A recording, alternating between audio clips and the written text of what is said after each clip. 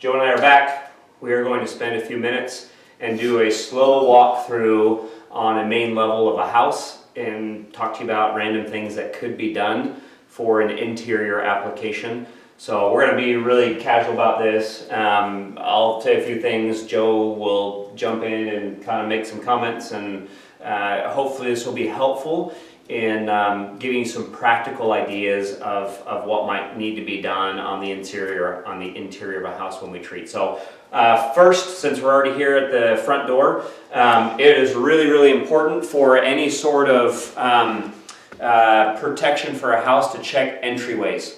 Back door, front door, garage door. These are places that a customer is coming in and out, so they visually see that on a regular basis.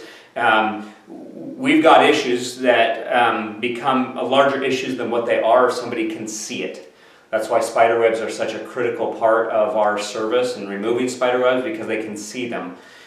So front door, back door, garage door. So in this situation, pretty standard practice. Typically, I don't go higher than up to here, but you're going to do a fan spray right around this area. And I mean, you don't really need to go that far. The main thing is you're just trying to catch this threshold right here where a bug may, try to find its way inside the house. You want to check the sweeps on these doors and see if you've got a clean seal. If not, that'd be a great thing to recommend to a customer. This one seems to be fine, but that's what could be done in the front entryway of the house. All right, let's move on over here to an office. So one thing that is overlooked in a lot of cases is areas that are hard to get to. So sometimes people work from home, and so they've got a desk and a lot of other things, and so you kind of walk right by it like, I can't get to it. But once again, we need to address the areas that someone is spending a lot of time at, and a desk would be one of them. So during a walkthrough, it's good to take a moment, squat down, see if you've got any spider webs. If you do, avoid the electrical equipment, certainly. Avoid making applications where feet or hands would be. Somebody might come to work on the computer and bare feet at night, right? When they're done eating or whatever. So no horizontal applications and no applications on top of the computer equipment. But one of the areas that I do find spider webs a lot are up, right? And then down in the back corners. So it'd be perfectly appropriate if you do have spider webs with the AccuSpray or B&G, if that's all you've got, a very light mist up in the top corner. And then if you can get behind the equipment where you're not treating any of the equipment, along the back area there if needs be. You also have in this situation, you might not be able to see it in film, but you've got a window. So if there's a lot of light here on a regular basis at night because they're spending time on the computer, you've got a window which is then automatically going to attract spider activity to that area because there's light. So you may want to grab your AccuSpray and do a crack and crevice along the seam of the windowsill, which is another good recommendation or suggestion. Anything for the office that you... Nope, that's perfect. Okay. Remember, whenever you're doing this, once you start the service, either go left or go right, counterclockwise or clockwise. That way you can make sure that nothing's missed during the treatment. Perfect.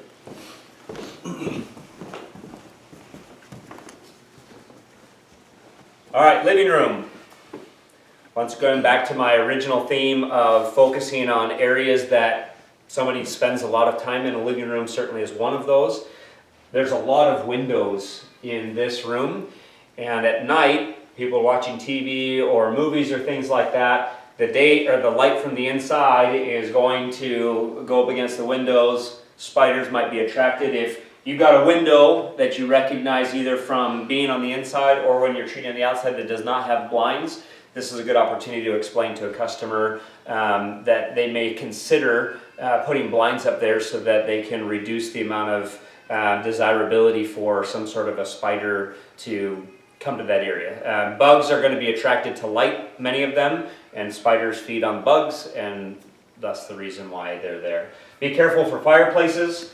Some of them may be a natural gas with fake logs. Some of them might be a real fireplace. We want to be careful of any sort of product getting close to here where it would be exposed to being burnt or burned, and then have some of that product kind of go into the air for them to breathe. Other than that, I think these are the main situations here. If someone's having an issue with spiders or whatever, and it seems like we've treated or we don't see any conducive conditions for webs, it may be important to check underneath the couches. If it's a recliner, you can pull the recliner out and see if you see any webs or activity that way. But certainly if somebody's seeing something on a regular basis in a room, you don't see anything, I wouldn't just go on to the next room, see if you can figure out what the story is and make applications as needed. Perfect. Let's move on to the kitchen.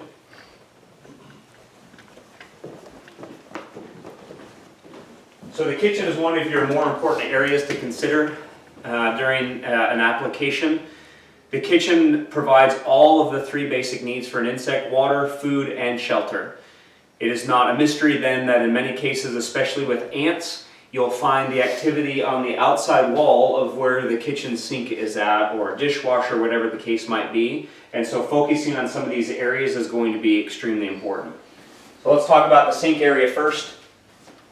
Water, obviously, in a scenario where you've got ants, all of these areas around a windowsill is important to check. German cockroaches, this is another really important area. For German cockroaches, making sure the sink is cleaned out. Plates at the end of the day with food need to go into the dishwasher. I've even had in many situations where a German cockroach problem has been severe, I have required the homeowner to actually wipe down the inside of the sink, making virtually zero water available to the roaches. Underneath the sink, obviously on an initial service, we're doing wall injections. Normally your water pipe will go into the outside wall, and sometimes it will go down. If it's going into an outside wall, certainly an injection is important and critical to provide some sort of control when insects are making their way from the outside into the structure. If you've got plumbing going down, you need to make sure you check to see if you have a vent. This one happens to have a vent. This vent is part of the HVAC system, obviously, but that vent includes this entire cavity down here. So if you're dusting down, that dust is going into this cavity, and then when the AC or the heat goes on, it will blow into the kitchen area, which is not a good thing. You'll also have, if a dishwasher sits right to the left or to the right of the sink, you're going to have a hot water line that will go from the main water here over there, and with that you may get some condensation every once in a while. So these areas on either side of the dishwasher are also an important area to make sure that you're addressing, because it can be a great area for roaches to camp out, or ants. I've seen a lot of millipede type situations, or earwigs. If you are going to dust this area, you don't need a lot of dust. As the saying goes, if you can see the dust, you've probably placed too much dust. So very light puffs. If you end up doing more than what you should, you're going to end up having one of those really embarrassing moments, which I've had more than a few times, where you puff along the side and it starts to billow out, and you just hope those experiences are ones where the customer's not around. And if they are, like I've had, then you are trying the best you can to cover your mistake. One of the things that you will find in a kitchen area are spiders, and a lot of times they'll build their webs up underneath the kick plate areas. This provides them the opportunity to attract a food source in an area that's dark, which is where a spider likes to be. So a really good application in a kitchen area, whether it's on an initial service, on a recurring quarterly, is to turn your handle, either the B&G or the AccuSpray, upside down, and so your fan spray is going like this up underneath the kick plate. That will provide you really good control for your spider activity. In numerous cases, a customer has complained about a spider problem, but you come in here, you don't see any webs, but you fail to look up underneath the kick plate area, and that's where your activity is typically at. If you're going to need to bait, we'll start with ants.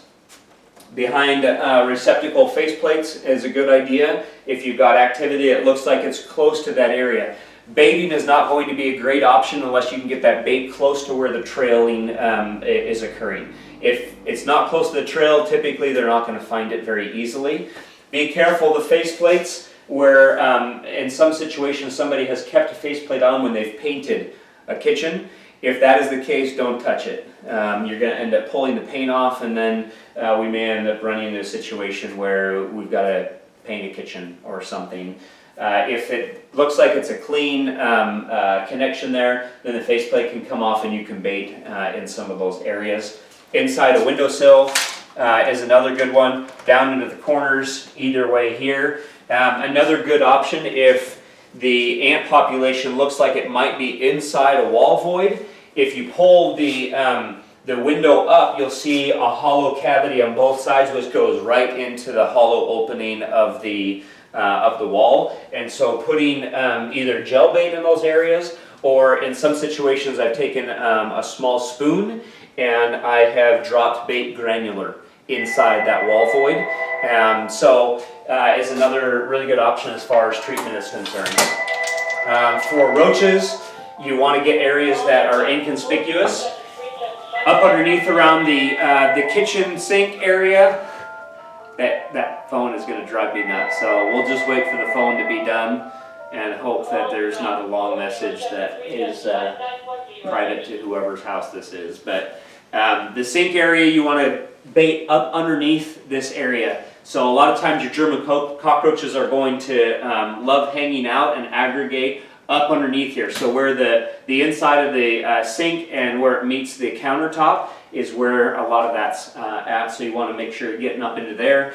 And then in covered areas, inconspicuous places. So if you've got activity, then back into areas like this, up high where somebody's not going to be able to see that, but is easily accessible to any sort of roach activity. This is a hardwood floor, so no wet applications on a hardwood floor. I certainly am okay with either side of the dishwasher, either side of a regular stove if there was a regular stove, but nothing underneath a fridge. If you do have activity in a fridge, what you can do, which you need to be really careful, let's back up here. We can use this area as an example. So in a typical fan spray, I'm using my fingers here, it would be like this for a baseboard application, which would put liquid application here and here.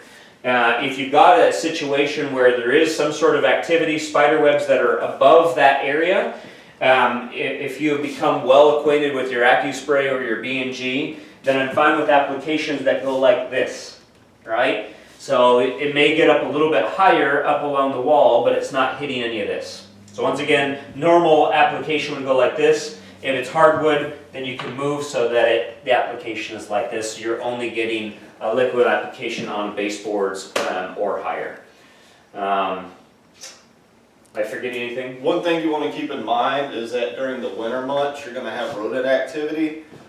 Kitchens can be one of the main spots where they get in. This can come in through several sources. As Adam was showing earlier, the plumbing pipes sometimes have voids in them.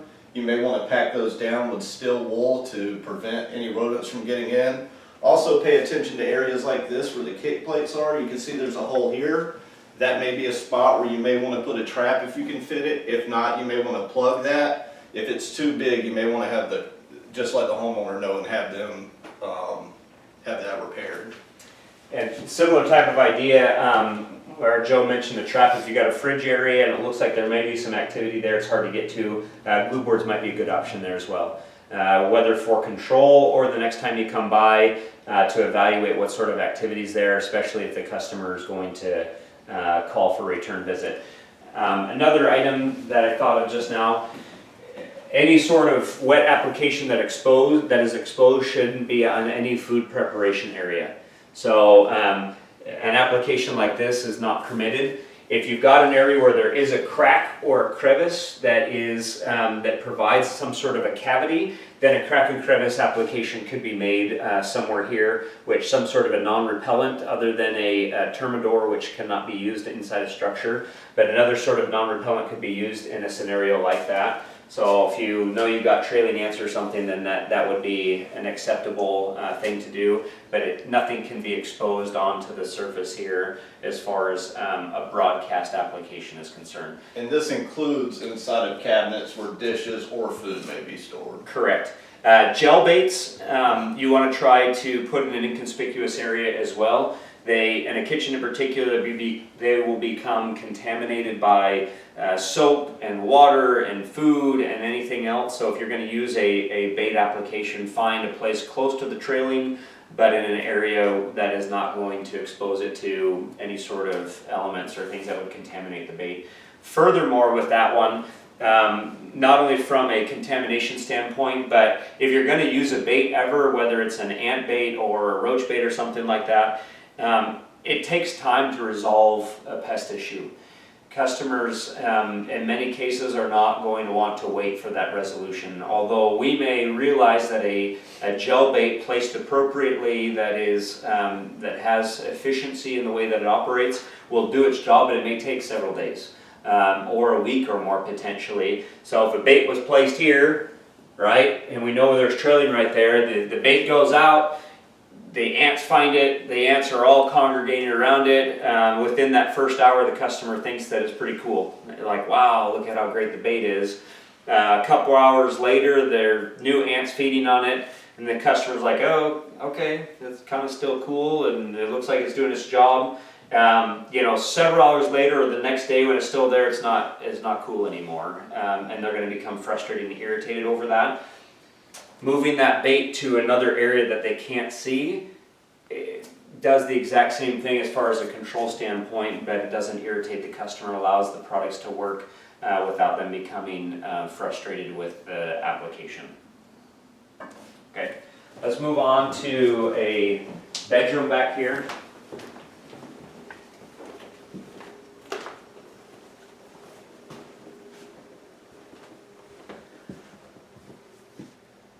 So bedrooms, there's a high risk type of a scenario in a bedroom. Folks a lot of times will walk with bare feet on the floor. They'll spend time certainly sleeping. So there shouldn't be any exposed application to places that they would frequent. One of the large concerns that comes up in a bedroom are spiders. People certainly have a phobia of spiders, especially when they feel vulnerable, which in a place where someone sleeps and they don't have the ability to control what happens while they're sleeping, if they see spiders or spider webs, it can become a very scary situation for a lot of individuals. So if somebody has mentioned a spider problem or a few spiders or something like that in a bedroom, we need to take that seriously. And normally what happens is you'll come into a bedroom, you'll look in corners, and you don't see any spider webs. You look in an upper corner and you don't see any spider webs. A lot of times what happens, I'm going to have you scoot back for me just a little bit. Spiders love dark places that are inaccessible to pretty much anything else. They're hunters. They're waiting for their prey to be active, and most of the time that's at night. And so what they'll do is a lot of times they'll congregate up into the upper corner of a bed frame. And so when you're doing some sort of an inspection or an application inside of a bedroom, especially for a spider problem, you're going to have to get on your hands and knees and inspect up underneath the corners of that bed frame. If you find spider activity, then it'd be certainly appropriate with an AccuSpray or a B&G to do a wet application up underneath that area. Certainly is not exposed to anybody that would be coming in contact with it. So that would be a good opportunity. Also behind a dresser or a desk, or the same situation if there's some sort of an end table that has legs, same thing. Look up underneath that as a way to resolve the problem. If they have some other sort of issue, let's say the room is on the outside wall, you might have a millipede issue or a centipede or an earwig. Certainly crack and crevice along the baseboard, getting that product deep down in there where they would come up into a room would certainly be an appropriate application. All right, we're going to move into the bathroom here. This will be a little bit of a tight fit, I think, but we'll do the best we can. Bathrooms are certainly another one of those areas where somebody feels vulnerable and probably gets a little bit more scared and freaked out if they've got something in a bathroom area. Same situation here up underneath the kick plate, same like in the kitchen area. You definitely want to get up underneath this, and around the back of a toilet is certainly an appropriate area to make an application. For roach activity and things like that, that would be an appropriate place behind a toilet to be able to put an application like that that is out of visible. It's not in a visible area. Other than that, I mean, those are your two primary type situations in a bathroom. Watch for ants. The same policies or procedure techniques would apply in a bathroom like it would in a kitchen. The items. Oh, that's it. Okay.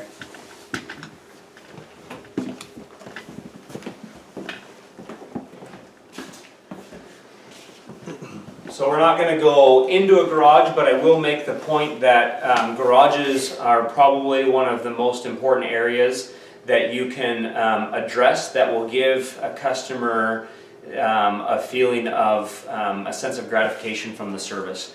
It's hard not to find some sort of a conducive condition or problem that needs to be addressed in a garage. So typically you're going to find spiders, you're going to find maybe some access points where a mouse could come in, or either current or old droppings from a mouse. So taking the time to go into a garage and evaluate what's there would be a really beneficial part of the process, not only from an instant gratification standpoint with the customer, but preventing other problems. You may have pests congregating into a garage and then moves their way into the house from the garage. So standard practice on an initial service, glue boards should be placed in that corner on either side, just inside the garage where the garage door comes down.